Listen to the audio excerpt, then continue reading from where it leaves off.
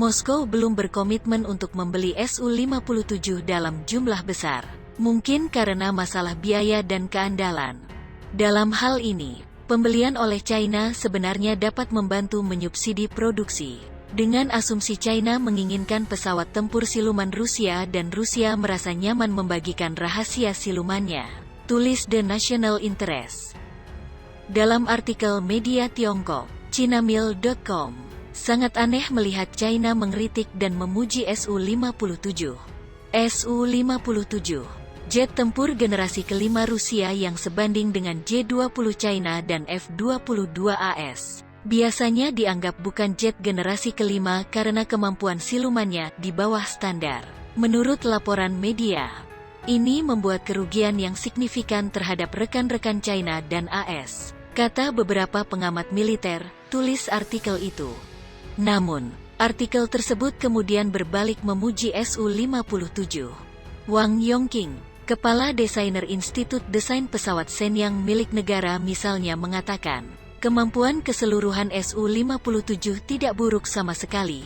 Shenyang telah mengembangkan beberapa pesawat tempur, termasuk J-11 dan J-16, jet pembawa J-15, dan pesawat tempur siluman F-31. Memiliki desain aerodinamis yang inovatif dan mampu mengendalikan vektor dorong.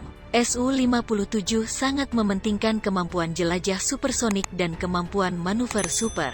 Dan siluman sengaja menjadi prioritas kedua, tulis Wang di majalah Pengetahuan Dirgantara China.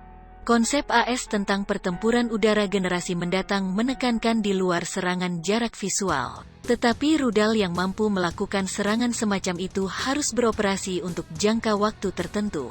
Ini adalah jendela waktu yang cukup besar bagi Su-57 untuk melakukan kemampuan manuver super dan penghindaran. Wang mengatakan, pesawat tempur Rusia juga dilengkapi dengan radar khusus yang dirancang untuk mendeteksi lokasi pasti dari rudal yang masuk.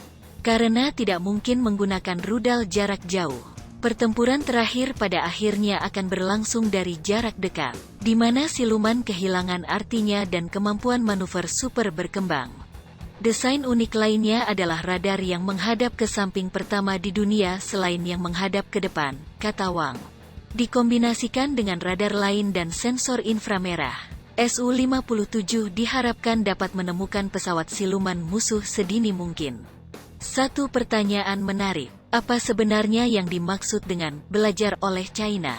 Mengingat reputasi bangsa itu yang gemar meniru atau mencuri teknologi dari negara lain. Bahkan Rusia telah menjadi korban, seperti ketika China membangun salinan jet pembawa Su-33 yang tidak berlisensi dan menyebutnya J-15, yang banyak diantaranya telah jatuh sehingga China sedang mengembangkan pesawat pengangkut baru, tulis The National Interest.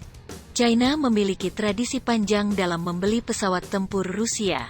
Baru-baru ini disorot oleh kesepakatan Su-35, menjelaskan dengan tegas. Namun, ketika negara mengembangkan jet tempur generasi kelima sendiri, negara tidak perlu membeli atau bahkan belajar dari Su-57 yang di bawah standar. Mungkin China melihat pesawat tempur siluman J-20 yang baru-baru ini diluncurkan begitu canggih, sehingga ia dapat meremehkan Su-57 Rusia yang malang. Jika demikian, itu adalah pernyataan yang luar biasa mengingat 3 J-20 yang terbang dalam pertunjukan udara pada November tahun 2018 di Zhuhai ditenagai oleh mesin Al-31 Rusia. Karena mesin WS-15 buatan China J-20 terlalu tidak dapat diandalkan. China tampaknya masih menganggap Amerika Serikat memiliki teknologi yang lebih unggul daripada Rusia. Rusia mungkin dibatasi oleh kemampuan industrinya dan mungkin tidak dapat menyaingi pesawat AS dalam performa spesifik atau keseluruhan.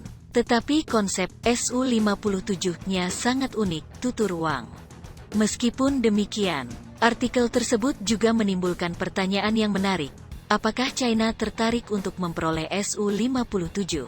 Atau setidaknya sebagian teknologi dari Rusia, meskipun tidak lagi menjadi sekutu seperti pada 1950-an, atau musuh seperti pada akhir Perang Dingin. China dan Rusia menikmati hubungan militer yang lebih dekat seperti latihan bersama. Tahun lalu, China membeli pesawat tempur Su-35 dan sistem rudal anti-pesawat S-400. Moskow belum berkomitmen untuk membeli Su-57 dalam jumlah besar, mungkin karena masalah biaya dan keandalan. Pembelian oleh China dapat membantu meni subsidi produksi. Dengan asumsi China menginginkan pesawat tempur siluman Rusia dan Rusia merasa nyaman membagikan rahasia silumannya.